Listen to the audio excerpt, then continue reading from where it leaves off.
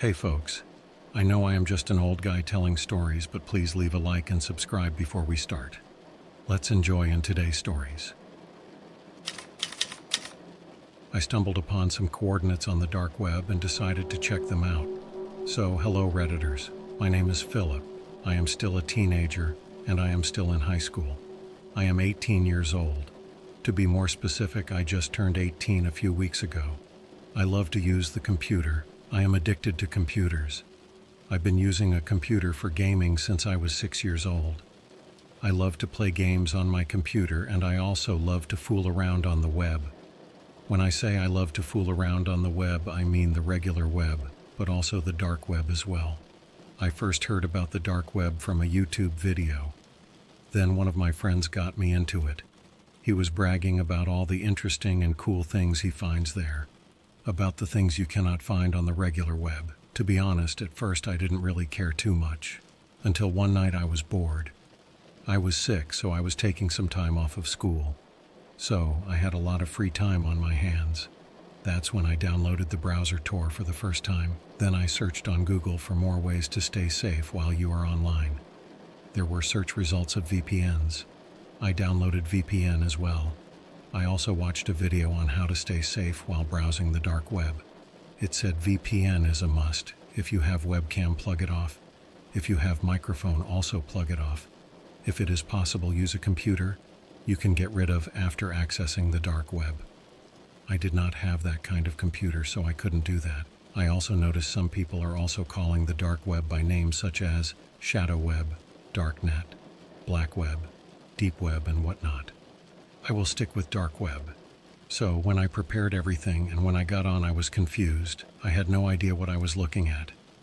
All I could see were these weird links. So my first thought that came to my mind is just to randomly start clicking on them. And that is what I did. I want to make clear one thing first. I was not looking for anything illegal. We all know what kinds of stuff you can find on the dark web. I was just surfing for fun and to pass the time faster. The first 15 to 20 links I clicked were all just texts after opening them. I didn't want to read, so I just skipped them. Then I found another interesting looking link. To be more specific, it is not the link that was interesting, but what that link opened. After clicking on the link, there were 15 or 16 numbers on the screen. The numbers were red. I don't know why these numbers intrigued me, but they did. So, I just took a piece of paper and I wrote them down. After writing them down, I decided to turn off the dark web and get some rest, because I was getting tired. That piece of paper stayed in my room for a few days. Then it was Monday. It was time for me to go to school again and see my friends again after a while. I packed my school bag and I put that piece of paper inside my school bag. Then I went downstairs to the first floor to eat breakfast. After eating, I went to the bus stop to wait for the bus to take me to my school. After arriving at the school, I finally saw my two good friends, Alex and John. Alex is the guy I mentioned before that bragged about the things he found on the dark web. So I told both of them that I went on the dark web, and I also told them about the numbers. Both of them were interested in my discovery. We agreed after school to look more into it. The classes were passing so slow. Was it because I was waiting for them to be over or what? I don't really know. But those 5 hours of school felt like eternity. And finally, after some time, the classes were over. We decided to go to a park that was near our school. Usually there were no people there. It was an old park. It was like our place. We would always go there to talk about stuff. I showed them the piece of paper. Alex said these numbers can mean a lot of things, you know. Like it can mean a date. Like month, day, year, and 100 other things. John was the smartest of us. He said that they could also be some kind of encrypted message. So I asked him, if it is encrypted, then how will we decipher it? John said, well, we will need a key. I was like, a key? What key? Where will we find a key? Then in one moment Alex yelled. He kinda scared me, to be honest. He said, by the way this numbers are written, they can only mean one thing: coordinates. When we took a closer look, that answer seemed right. So we decided to search them on Google Maps, but nothing came up. No results found. It was just an empty space. Vast, open space. Then Alex suggested that we should all gather at his house and do some research on the coordinates on the dark web. We agreed. It was already late, so we decided tomorrow after school. After that, we went back to catch our bus to go home. We all went home, and I couldn't wait for tomorrow to come. I was so excited. I could barely stay still. After turning from one side to the other in bed somehow, I fell asleep. The morning finally came. I couldn't wait to go to school after a long time. I hated school. I only liked it a little because I always had a good time with my two friends. This time the classes were passing even slower than yesterday, but somehow they were finally over. I couldn't wait to do that research about the coordinates at Alex's house. So after the classes were over, we took the bus and we all went to Alex's house. Alex had a good computer set up, good performances. So he turned on the computer and we went on the dark web. We tried to find something like Google Maps, but on the dark web, our attempts were a failure. We found nothing like that. Then we tried to search for the coordinates directly, and to our surprise, we found something. It was a picture of an old gate. It looked ancient. Also, it looked like it was underground. That made the most sense why we didn't find anything on Google Maps. So I asked, shall we check it out? John was like, hell no at first. He was like, are you stupid? You are going to check out a location you found on the dark web? Then I said, it was a question, dude. Don't get mad for no reason. Alex, on the other hand, was all fired up for it. He wanted to check it out. So, in the end, we decided to check it. I don't know if I mentioned, but the coordinates were about 200 miles from us. Luckily, Alex had driver's license so he could drive. So we decided to get ready and skip a few days off school. The very next day, our adventure started. Alex picked me and John up, and we began our journey. While we were driving there, nothing interesting happened. Just small talk, music, and maybe a little bit of singing. So after approximately 4 hours, we were close to our destination. John was scared, but me and Alex, on the other hand, were excited so much.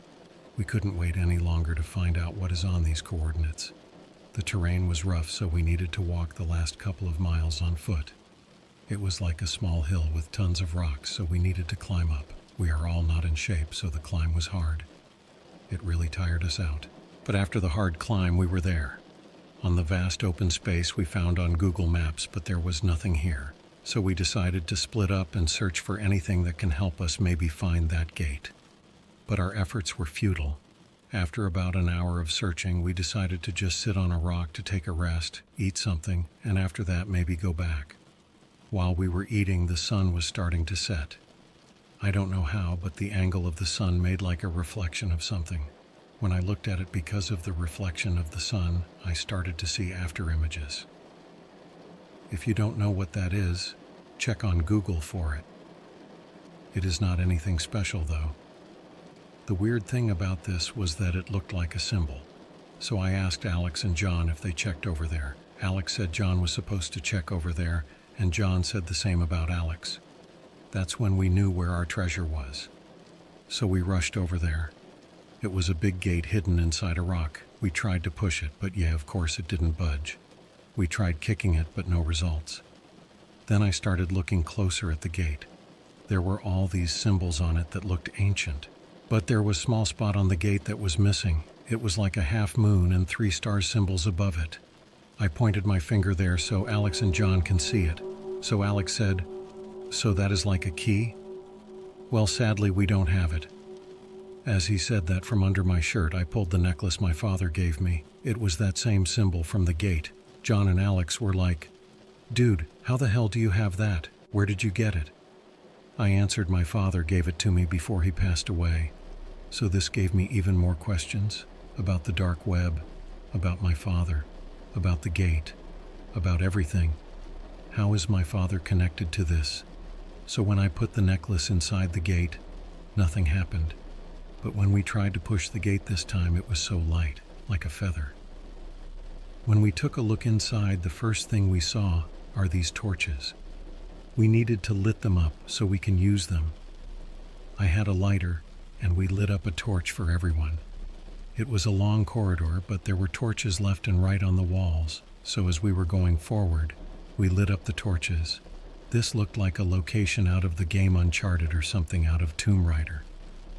As we kept moving forward, we came in front of a wooden door. We tried to push it and the door opened. Inside there were pictures of my father, his watch that I vividly remember, and a book. When I turned the book to the last page, I saw that the author is Tom. That was my father's name. In the book there was one thing that gave me creeps, and it was on the first page. It said, "If you are already reading this, it is too late." That's when we heard some weird noise coming from further away. It was like a creak, but coming from an animal. We decided to go and check it out. We kept on moving until we came in front of something like jail bars that closed the entire tunnel from top to the bottom. We couldn't pass through them. That's when something tried to bite us from the other side. It was a monster. It had like a spider legs, but something that resembles a human head. It had more than 2 eyes. When we saw that, that's when we started running back. I only took the book my father wrote and the watch, and we finally left that place. We pushed the gate back and I took my necklace back. We were all in shock from what we saw. No one said a word. I opened the book and I started reading. Like I said, it was written, "If you are reading this, it is already too late. I am dead. I hope whoever is reading this is safe. But the one I hope to find this book is my son. Son, if you are reading this, just know one thing. I love you, and what I did is to protect you and your mom. Please forgive me for everything." Me and the organization built this place to keep that thing trapped inside there. We don't know what that thing is, but we managed to trap it. As long as it is behind those bars, it will not get out. The symbols on the door are a seal. There are marks from every culture and mythology. They are seals again, bad forces, and spirit. The key I gave you is to protect it. But if you don't want to do that, you can just throw it somewhere or maybe bury it somewhere. I don't know if you remember how I died. But while we were transporting that thing here, your mother was with us. After all, she was part of the organization. And somehow that thing got out. And he went after your mother while she was pregnant with you. So while I was trying to save her, that thing bit me. The other people that were with us managed to put it back to sleep, but too late. We transported it to the secret tomb and locked it in there. At first nothing was wrong with me, but after a few months I started to get sicker and sicker. It took me 3 years before that poison from that thing finally finished me. Now that you have read this, you can ask your mother to tell you more about the details. I will tell you one thing you should know. There are monsters out there, and our family-long tradition is to hunt them down. If you don't want to go down that path, that is up to you. After reading this far, I told Alex and John it's time to go home, so we went to our car. And slowly we started driving back. In the car there was not much talking, no music. We were all quiet. After a few hours we got home, and I run straight to my mother asking her questions. I asked her about the organization.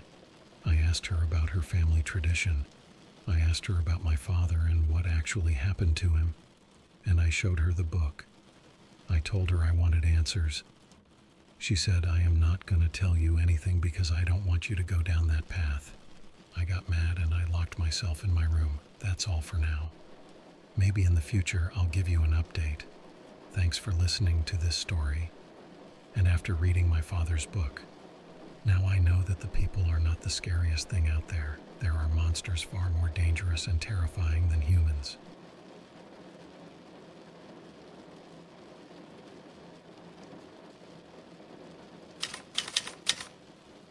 Hey Reddit, I've been lurking for a while and I never thought I'd have anything worth posting. But here I am, typing this out with shaking hands and a heart that feels like it's about to explode from my chest. I need to get this off my chest, and I'm hoping someone out there will believe me, or at least know what to do. It all started with boredom. I know, that's the lamest excuse, but it's true. I was just a regular guy, mid-20s, working a dead-end job, living in a small apartment with too much time on my hands. I'd heard about the dark web before. Who hasn't? It's the stuff of urban legends and horror stories. But like an idiot, I thought it would be fun to poke around. Just a harmless peek, right? Wrong. So wrong. I had a bit of tech knowledge, enough to set up Tor and navigate the hidden corners of the internet. I started small, looking at forums and marketplaces, marveling at how everything you could imagine was for sale, and I do mean everything. Drugs, weapons, stolen data, hitmen. It was like stepping into a dystopian nightmare.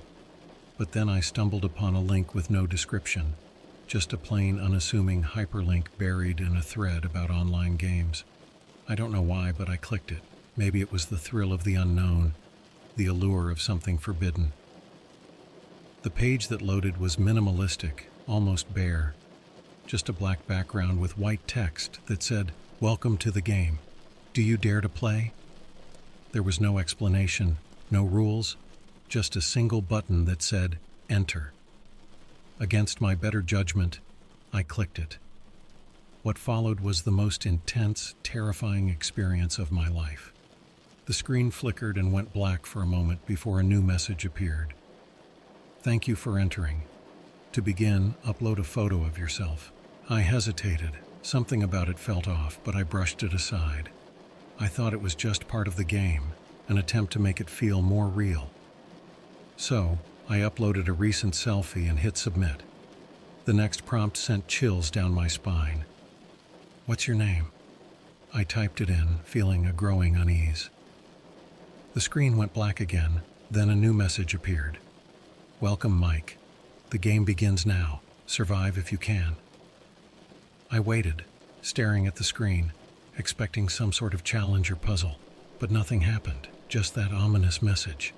After a few minutes, I closed the browser, feeling a mix of confusion and disappointment. I thought maybe it was just some elaborate prank. But then things started getting weird. It began with phone calls. I'd answer, and there'd be nothing but silence on the other end.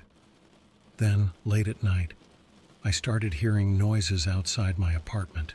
Footsteps, whispers, the creak of the floorboards in the hallway. I convinced myself it was just paranoia, that I was spooking myself out. Then a package arrived at my door. No return address, just a plain brown box. Inside, there was a single Polaroid picture of me sitting at my computer, taken from behind. My blood ran cold. Someone had been in my apartment. I tried to shrug it off, to convince myself it was all just a coincidence. But then I got an email from an address I didn't recognize. The subject line read, "Game over." The body of the email contained every piece of personal information about me. My full name, my address, my phone number, my workplace, even my family members' details. Attached was a link. Against my better judgment, I clicked it. It took me to a dark web forum where my information was posted, along with a message. Target, Mike. Bounty, $50,000. My heart stopped. I read and reread the message, hoping I was imagining things, but it was real. Someone had put a bounty on my head, and every sicko on the dark web now knew who I was and where to find me. I packed a bag and fled that night. I didn't know where I was going, just that I needed to get as far away as possible. I've been on the run ever since, staying in cheap motels, using cash for everything, trying to stay off the radar. But I know they're still out there, watching, waiting. And now I'm here, writing this, hoping someone can help me. I don't know how much longer I can keep running, and I'm terrified that one day soon, they'll catch up to me. If you've read this far, please, stay away from the dark web. It's not worth the thrill. Curiosity killed the cat, and it's about to kill me too. I'll update if I can, but for now, all I can do is try to stay one step ahead. Pray for me, Reddit. I'm going to need it.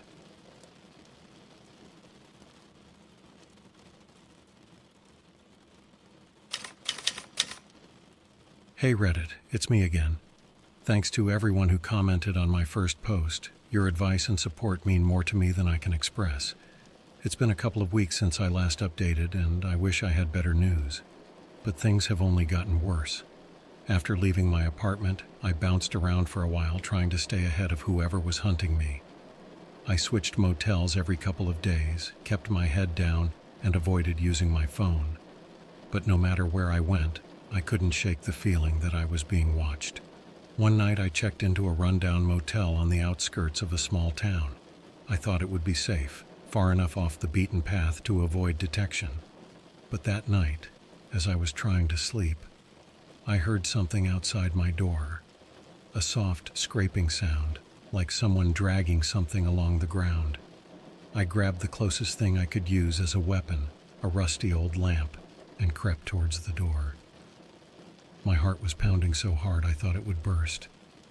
I peered through the peephole, but I couldn't see anything. Just darkness. The scraping sound stopped, replaced by a low, almost inaudible whisper. Come out, wherever you are." My blood turned to ice. I stepped back from the door, holding the lamp like a lifeline. The whispering continued, growing louder and more insistent. I knew I couldn't stay there. I needed to get out, but the only way out was through that door. Summoning every ounce of courage, I flung the door open and charged into the hallway. It was empty. No one was there. I ran down the corridor, not looking back, and burst into the night. I didn't stop running until I reached the edge of town, my lungs burning, my legs ready to give out. I found a payphone and called a taxi, giving the driver a random destination miles away. I needed to put as much distance between myself and that motel as possible. The driver gave me a strange look when he saw me, sweaty, disheveled, clutching a rusty lamp. But he didn't ask questions. He just drove. I ended up in another small town, even more remote than the last. I rented a room in a shabby inn and collapsed onto the bed, utterly exhausted. But sleep wouldn't come. My mind was racing, replaying the events of the night over and over. Who was whispering outside my door? How did they find me? The next morning, I decided to reach out to an old friend. Let's call him Jake. Jake was one of those tech-savvy guys who knew his way around the dark web. If anyone could help me figure out what was going on, it was him. I used a burner phone to call him, explaining my situation as best I could. He listened in stunned silence, then promised to dig into the matter. A few days later, he called me back, his voice tense and urgent. "Dude, you need to get out of there. Now." He explained that he had found the original forum where my information was posted. It was worse than I thought. Not only was my info still up, but people were actively discussing me. There were updates on my whereabouts, photos taken from security cameras, even snippets of conversations I'd had with strangers. It was like a nightmare come to life. I was being hunted by an entire network of people who seemed to know my every move. Jake said he'd try to find out who was behind it, but he didn't sound hopeful. "These people are professionals," he said. "They cover their tracks well." That night I didn't sleep at all. I packed my bag and left the inn before dawn, moving deeper into the countryside. I found a secluded cabin to rent, hoping the isolation would buy me some time. But even there, I couldn't shake the feeling that I was being watched. I started noticing things out of place: a broken twig near the cabin, footprints in the dirt, the faint smell of cigarette smoke. Every shadow seemed to hide a threat. Every rustle in the bushes set my nerves on edge. I knew I couldn't stay hidden forever, but I had no idea where to go or who to trust. Jake called again with more bad news. He had found out that the game I played was part of a larger, more sinister organization. They targeted people at random, drawing them into a deadly hunt for sport. And once you were marked, there was no escape. The only way out was death, yours or theirs. I don't know what to do, Reddit. I'm running out of places to hide, and the net is closing in. Every day is a struggle to stay one step ahead, but I'm getting tired. I can't keep running forever. Please, if anyone out there has any advice, anything that might help, let me know.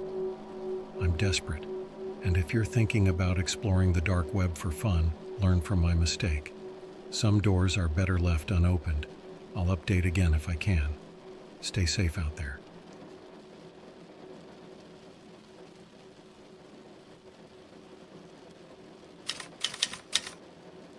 Hey Reddit, it's me again. I'm not sure how much longer I can keep this up. The walls are closing in and I feel like I'm losing my mind. I need to get this out while I still can. After I last posted, I decided to go even deeper into hiding. Jake suggested I head to a place where I could blend in with a transient population, somewhere busy enough to lose myself in the crowd. I took his advice and ended up in a big city, checking into a rundown hostel filled with backpackers and drifters. It seemed like the perfect place to disappear. For a while it worked. I kept a low profile, changed my appearance, grew a beard, dyed my hair, and used cash for everything. I thought I might finally be safe, but the paranoia never left. I avoided talking to people, afraid that anyone could be watching me or reporting back to the hunters. One night, I was sitting in the common area of the hostel, pretending to read a book. The TV was on, and the local news was running a story about a missing person. As the segment ended, a commercial break started. My blood ran cold when I saw my face flash across the screen. It wasn't an ad. It was a message. If you see this man, call the number below. Do not approach. He is dangerous. The picture was one of the selfies I had uploaded to that cursed game. I bolted out of the hostel, heart pounding. How the hell did they manage to get my photo on TV? I wandered the streets trying to come up with a plan. I knew I couldn't go back to the hostel. I was completely exposed. I found a 24-hour diner and slipped into a booth at the back, ordering coffee to keep myself awake. As I sat there trying to calm my racing thoughts, I noticed a man sitting at the counter, staring at me. He looked ordinary enough, but something about the way he watched me set off alarm bells. I left money on the table and slipped out the back door, disappearing into the night. I walked for hours, trying to lose myself in the labyrinth of the city. Finally, I ended up in a homeless encampment under a bridge. It was dirty and chaotic, but it felt safer than being out in the open. I stayed there for a few days, avoiding eye contact, keeping my head down. But even among the homeless, I couldn't escape. I woke up one morning to find a note pinned to my jacket. "We're coming for you." I showed the note to Jake during one of our phone calls. He was horrified. "You need to get out of there," he said. "I've been digging deeper, and it's worse than we thought. These people are part of an underground network. They trade in human lives, hunt people for sport, and they're using the dark web to coordinate." Jake told me he'd found a possible lead, someone who might know more about the organization and how to stop them. The catch was that I'd have to travel across the country to meet this person. It was risky, but I was out of options. Staying put was a death sentence. I scraped together what little money I had left and bought a bus ticket, traveling under a fake name. The journey was long and nerve-wracking, every stop a potential trap. I barely slept, my mind filled with images of shadowy figures closing in on me. When I finally arrived at my destination, I was exhausted but determined. Jake had arranged for me to meet his contact in a dingy bar on the outskirts of town. The man was a former hacker who had gone underground after a run-in with the same organization that was hunting me. Let's call him Mark. Mark was grizzled and paranoid, but he agreed to help. He confirmed what Jake had told me. The game was just a front for a twisted network of hunters and their wealthy backers. They used the dark web to track and trade information on their targets, turning people's lives into their sick version of reality TV. Mark told me there was a way to fight back, but it would be dangerous. We needed to infiltrate their network, find the server where they stored their information, and destroy it. It sounded impossible, but I had no other choice. It was that, or keep running until they eventually caught me. We spent the next few days preparing. Mark taught me how to use the dark web more effectively, how to cover my tracks, and how to access the hidden forums where the hunters operated. It was a crash course in cyber warfare, and I felt woefully unprepared. But we didn't have time for second thoughts. We set up in a basement, surrounded by computers and wires, and launched our attack. It was like stepping into another world, a dark, twisted realm where every keystroke could be our last. As we dug deeper, I started to see familiar names and faces. The hunters were real, and they were everywhere. Politicians, businessmen, even celebrities. All part of this sick game. I felt a mix of anger and fear, knowing that these powerful people were the ones pulling the strings. Finally, we found the server. It was heavily encrypted, but Mark was a genius. He broke through the defenses, and we saw the database. Hundreds of names, photos, personal information, all laid out like a twisted menu. My name was there, near the top. Seeing it was like a punch to the gut, but there was no time to dwell on it. Mark started the process of wiping the server, and I watched as the data disappeared, one line at a time. But then something went wrong. Alarms started blaring and the screen flashed red. They knew we were there. We grabbed our stuff and ran, barely making it out of the basement before it exploded behind us. Someone had set a trap and we had walked right into it. We fled into the night, but I knew it was only a matter of time before they found us. The hunters wouldn't stop until they had their revenge. I'm writing this from another motel, somewhere in the middle of nowhere. Mark is trying to find a new safe house, but I don't know how much longer we can keep this up. If you're reading this, stay away from the dark web. Don't play the game. And if you can, help us. We're running out of time, and I don't know what else to do. I'll update again if I can. Pray for us.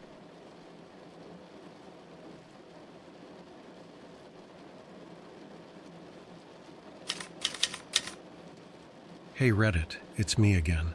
I didn't think I'd be able to write another update, but here I am, still alive, barely. The situation has escalated in ways I couldn't have imagined, and I need to get this down while I still can. After the explosion, Mark and I went underground. We found an abandoned warehouse on the outskirts of the city, setting up a makeshift hideout with what little equipment we had left. The place was filthy and cold, but it offered some semblance of safety. For the first time in weeks, I allowed myself to believe we might have a chance. Mark spent every waking moment on his laptop, tapping into the dark web and trying to gather intel. I did my best to help, running errands, keeping watch, and trying to keep my mind from spiraling into panic. But every noise, every shadow, felt like a threat. One night, as I was returning from a supply run, I noticed a figure loitering near the warehouse. I ducked behind a dumpster, watching as the person moved closer. It was a woman wearing a long coat and a hood that obscured her face. She looked around cautiously before slipping inside. I waited a few minutes, my heart pounding in my chest, before following her. Inside, I found Mark and the woman talking in hushed tones. When she saw me, she pulled down her hood, revealing a familiar face. It was Emma, an old friend of Mark's and a former member of the organization. Emma had managed to escape years ago and had been in hiding ever since. She'd heard about our attack on the server and had come to offer her help. She knew the inner workings of the organization better than anyone and had valuable information that could turn the tide in our favor. According to Emma, the organization had a central hub, a physical location where they coordinated their activities. If we could find it and expose it, we might have a chance to bring them down. It was a long shot, but it was the only shot we had. The next few days were a blur of planning and preparation. Emma provided us with maps, codes, and insider knowledge. We knew it would be dangerous, but we had no other choice. We had to strike at the heart of the beast. The night of the operation, we set out under the cover of darkness. Emma led the way, guiding us through back alleys and side streets to avoid detection. The central hub was located in an unassuming office building in the middle of the city, hidden in plain sight. We made our way inside using forged credentials and Emma's knowledge of the security systems. The building was eerily quiet, the only sound our footsteps echoing in the empty corridors. We reached the server room without incident, and Mark got to work, hacking into the system. As he worked, Emma and I kept watch, our nerves on edge. Every second felt like an eternity, and I couldn't shake the feeling that we were being watched. Then, just as Mark was about to finish, the lights went out, plunging us into darkness. Panic set in as we heard footsteps approaching. We had been found. Emma pulled out a gun, motioning for us to stay quiet. The footsteps grew louder, and I could see the silhouette of a man approaching. Emma fired and the man dropped, but more were coming.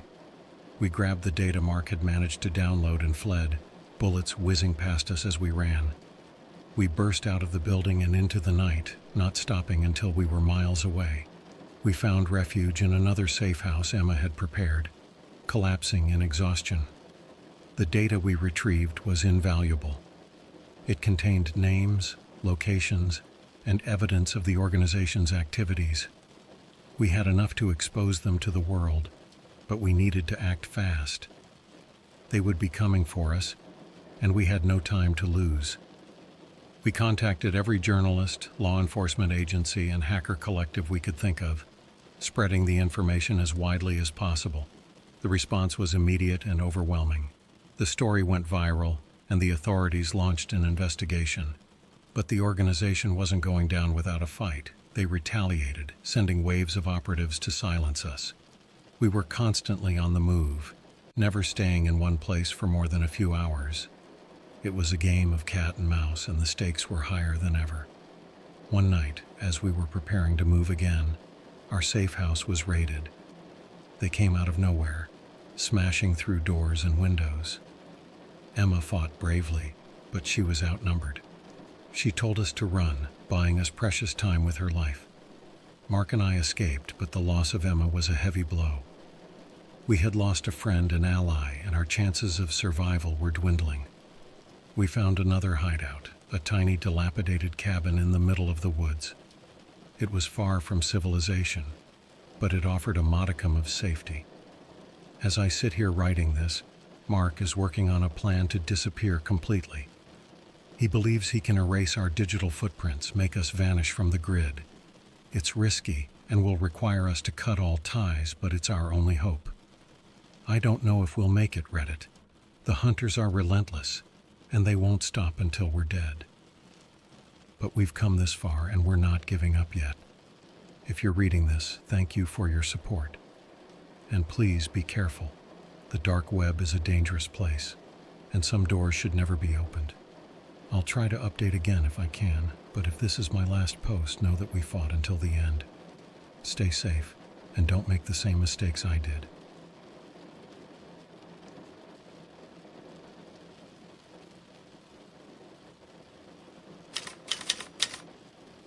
Hey Reddit, this will probably be my last update. The situation has reached a breaking point, and I don't know if we'll make it out alive. I'm writing this from the basement of an old farmhouse, somewhere so remote it doesn't even show up on maps. Mark says it's our best shot at staying hidden, but I'm not so sure anymore. After Emma's death, things spiraled out of control. The organization intensified their efforts to find us, sending wave after wave of operatives.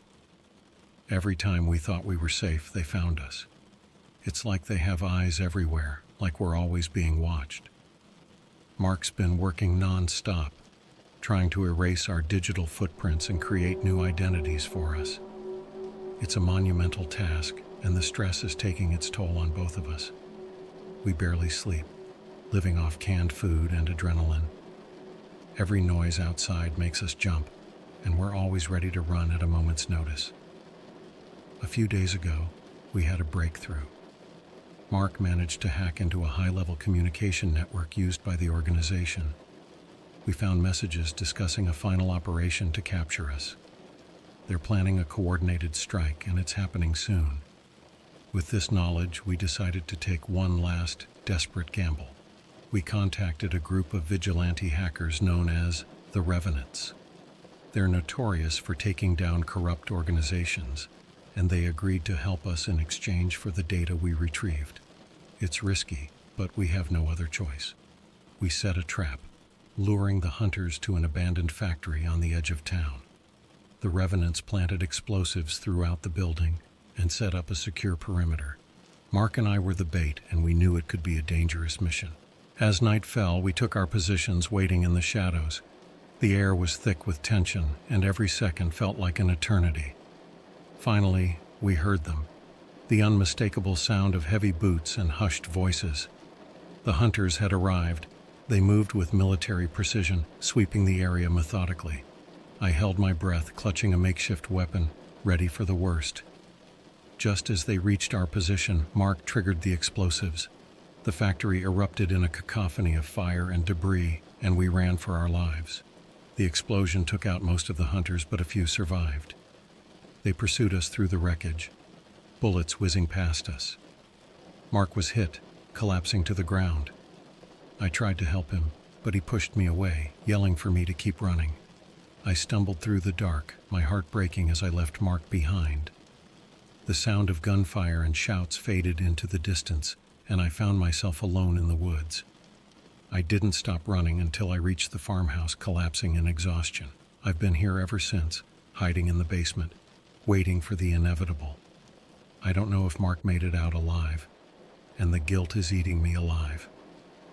The revenants said they would come for me, but I don't know if I can trust anyone anymore. If you're reading this, please remember our story.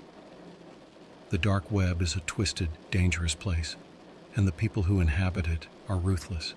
I was just a regular guy, curious and bored, and it led me down a path of terror and destruction. The sun is rising now, and I can hear movement outside. This might be the end for me, but I won't go down without a fight. If I can take just one of them with me, maybe it'll all be worth it. Stay safe, Reddit, and remember, some doors should never be opened.